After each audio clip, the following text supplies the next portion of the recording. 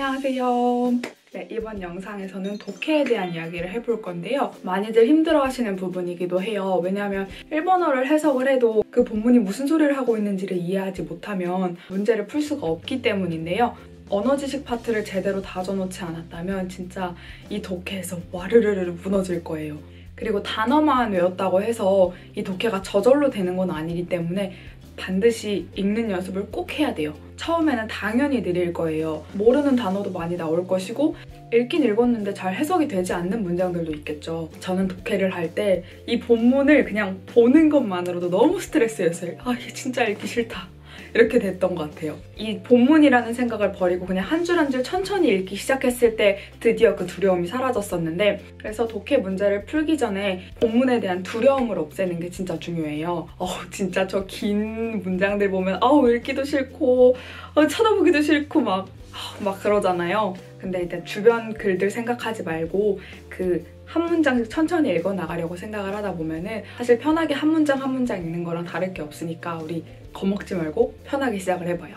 결국엔 이 여러 문장들이 하나의 주제를 가지고 이야기하고 있다는 걸 항상 머릿속에 생각을 하면서 대체 지금 이 글에서 말하고 싶은 게 무엇인지 생각을 하려고 노력하는 그런 읽기 연습이 필요해요. 막 영어처럼 어순이 달라가지고 뒤죽박죽 수식하고 제 주어는 어디 있고 주어 찾기 이런 수고는 좀 덜을 수 있으니까 이 본문에 대한 두려움을 없애기 위해서는 일본어를 읽는 것 자체에 대한 해석하는 재미를 좀 찾는 게 중요한데요. 바로 본문을 처음에 들어가는 것보다는 저 같은 경우에는 이소부화 책 이런 걸 사거나 좀 쉬운 책 있잖아요. 위에 후리가나 다 적어져 있고 동화책 같은 걸 사서 처음에 읽었던 것 같아요. 그 자신이 좋아하는 가수가 있다면 그 가수의 노래 가사를 읽어보는 연습을 한다든가. 자, 그러면 독해를 하다가 당연히 해석이 되지 않은 문장들이 있겠죠. 그 문장들을 다시 한번 세 줄 노트에 적어보세요. 꼭 밑에 한글 해석도 직접 다시 적어보고요. 저는 예전에 일본에 가기 전에 일본어 기사를 한 줄 한 줄 번역을 하는 연습을 하고 갔던 게 기억이 나요. 문장을 다시 한번 되짚어보면서 내가 배웠던 문법이 거기서 나올 수도 있고 몰랐던 단어가 나올 수도 있고, 다시 써본 문장을 또 하나의 단어와 문법을 외울 수 있는 예문으로 활용하면 효과가 좋겠죠?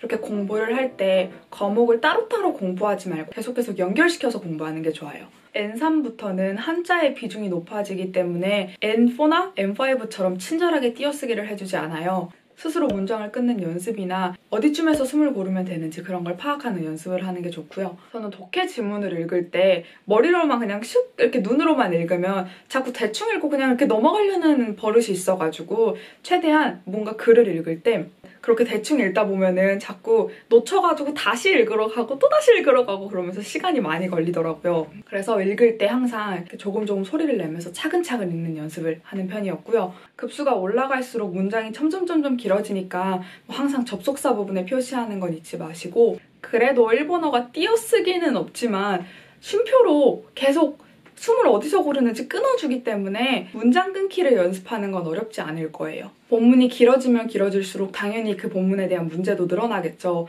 근데 친절하게도 JLPT는 이 문제랑 단락이 이렇게 순서대로 연결지어지는 경우가 많아요. 전체를 다 보고 그 전체에 대한 문제도 나오겠죠? 한 단락 한 단락 이렇게 문제 연결시켜가면서 풀고 마지막까지 지치지 않고 잘 읽어서 전체 흐름을 항상 파악하는 연습을 하는 게 좋아요. 그리고 간혹 타테가키라고 해서 이렇게 세로로 쓰여진 글이 나와요.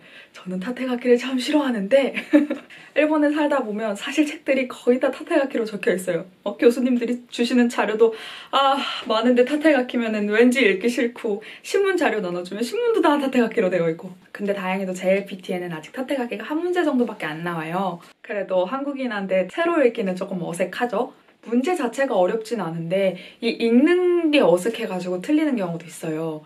오른쪽에서 왼쪽으로 이렇게 천천히 읽어나가시면 됩니다. 막 이 세로로 읽는 연습을 엄청 할 필요는 없는데 확실히 익숙해지게 할 필요는 있어요.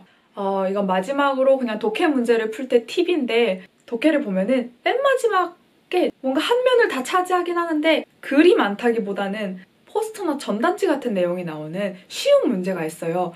그 두 문제가 진짜 쉬우니까 독해를 들어가시면 맨 마지막 두 문제를 먼저 푸시는 걸 추천을 해요. 왜냐면 바로 그 문제 앞에 제일 긴 본문 문제가 나와요. 근데 이거 신경 쓰다가 뒤에 이 쉬운 문제를 못 풀고 시간이 없어서 못 풀면 너무 아깝잖아요. 그래서 저는 이 두 문제를 풀고 그 앞에 있는 긴 본문 문제도 풀고 다시 맨 앞으로 돌아가는 편인데요. 독해에 자신이 없다면 정답률이 높은 앞에 짧은 문제들부터 푸시는 게 더 점수에는 도움이 될 거예요. 독해 문제를 풀 때 가장 중요한 건 마음이 급해서 자꾸 이렇게 시간 배분 잘해야지 하면서 빨리 읽으려고 그냥 넘어가려고 하는 버릇을 버리는 게 진짜 중요한데 그러지 말고 차근차근 읽으려고 노력을 많이 해보세요. 저는 독해 연습을 할 때 영상 속 일본어 자막을 따라갈 수 있을 정도로 빨라지자를 목표로 잡고 했던 것 같아요. 뭐 여러분도 나중에 내가 좋아하는 만화책을 그냥 책도 번역본이 아닌 일본어 책을 읽고 싶다! 이런 식으로 목표를 잡아서 연습해보세요. 다음 영상은 마지막으로 청해, 리스닝, 청해에 대한 이야기를 해볼게요. 그럼 마지막 다음 영상에서 만나요. 감사합니다.